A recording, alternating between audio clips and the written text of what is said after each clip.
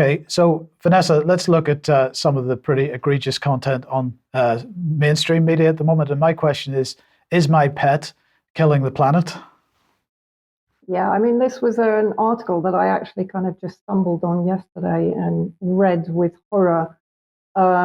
This is by Sean Thomas at the Spectator magazine. So he's a travel writer. So let's have a look at what he's saying. So basically, what he's saying is that he feels sad and guilty about the way we humans treat our planet. Travel writers very much included, because he apparently always comes under fire for his carbon footprint when he travels around the world. But now he's saying that someone has come to his rescue and made him feel a lot better, at least relatively. His name is Patrick Hansen, and he's the boss of private jet firm Lux Aviation. At a media event recently, Hansen claimed that the average private jet customer is responsible for about the same emissions of carbon dioxide as someone who owns 3 medium-sized dogs or just one big dog. So clearly this had me hooked at this point, because I couldn't actually believe what I was reading. So he continues. So he goes over some numbers for a troubled conscience to chew over. In the US, meat consumption by pets generates 64 million tons of CO2 annually. That's the equivalent of driving 13.6 million cars. And if all the dogs and cats in America were a nation, it would be the world's 5th largest in terms of meat consumption. That's meat which could go to hungry humans. What he, of course, forgets to mention is that cats and dogs are naturally carnivores. Humans can eat an awful lot of other stuff. Meanwhile, simply owning a big dog generates 2.5 tons of CO2 a year. He gives absolutely no evidence to the claims that he's making, by the way, but he continues. The list of pet negatives goes on. Think of all the land set aside to grow the food that feeds the pets, millions of acres. Think of all the waste and CO2 created to make 1 billion pet toys. Think of the methane pets emit when they aren't pooping the environment into oblivion. One British study estimated that the flatulent dogs of Sheffield alone produced 1,500 tons of methane a year. He continues, the case is surely made. Pets are a tremendous drag on the planet, and it's not like we even need them. Aside from a few exceptional cases, so he does mention working rural animals, companions for people with severe loneliness, which is the majority of us after the COVID project, guide dogs for the blind. There is no logical justification for having a pet beyond sentimental reasons. Therefore, if you own a cat or a dog while still whining about the environment, you are that unpleasant thing, a hypocrite. I would be interested to get Brian's comments particularly, but to me, this is part of this. This isn't the first time that I've seen attacks on animals. Back in 2021, there were claims, of course, that COVID could be transmitted through domestic animals and zoo animals.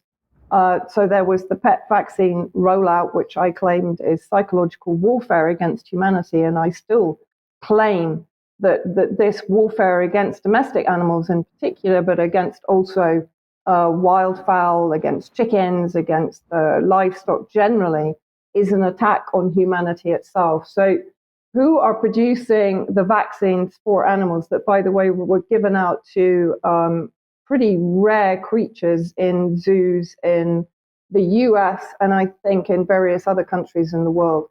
Zoetis are world leaders in the animal vaccine industry. The global animal vaccine market generated $9.9 billion in 2020 and is estimated to achieve $13.78 billion by 2028.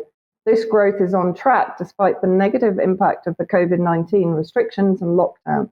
The company has existed for more than 65 years, and until 2013, oddly enough, was Pfizer's animal health unit.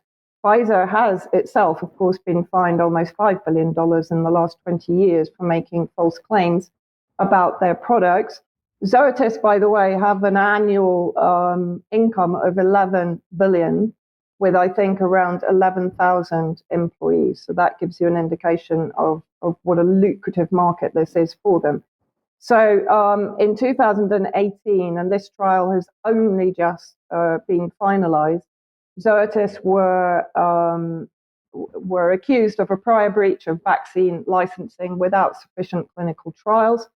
Horse owners brought a 53 million class action lawsuit against Zoetis for failing to warn of side effects of a Hendra virus vaccine. 1,500 horses out of 500,000 vaccinated had suffered adverse reactions and had been unable to return to work. The Hendra virus is transmitted by flying foxes or bats, similar to claims made about the origins of the SARS-CoV-2 virus. LHD lawyers argued that Zoetis had aggressively marketed the Hendra vaccine for all horses in Australia in breach of the licensing and without proper clinical trials to identify side effects. That also goes, by the way, for the COVID vaccine that was given particularly to zoo animals and to domestic animals.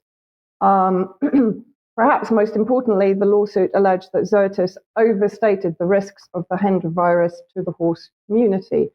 In 2022, Zoetis succeeded in defending its 53 million class action, and the legal company defending it managed to basically absolve them of all of the accusations. Not surprising.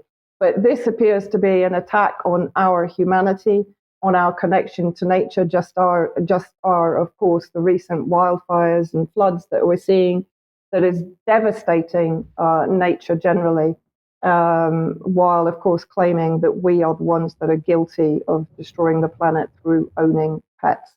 Quite incredible. Yes, and I just want to end this segment by reminding everybody that, of course, there was this campaign in the media in 2021 over cats. Owners warned against cuddling their cats after kitten dies from COVID, said the Telegraph. And of course, my response when we reported this at the time was because the streets are littered with the bodies of dead cats. It was, the whole thing was ridiculous. And then, of course, in March this year, James Bethell, former health minister, and he admitted the fact that the government was actually seriously considering a cull of all cats in the UK at the time. So, this is quite incredible. But the thing that really struck me about your report, Vanessa, was the parallels between the horse vaccine and what happened in humans with the COVID vaccine. Yeah, absolutely. I just add very quickly, of course, Vanessa's right. Where was the evidence for claims made in that article? And to say that meat from animals, or the meat that animals would eat, could go to humans is nonsense, because of course the majority of that is condemned meat, unfit for human consumption. So the animal's doing us perhaps a favour in that way. But yes, the whole article utterly vicious, but no comment made on that.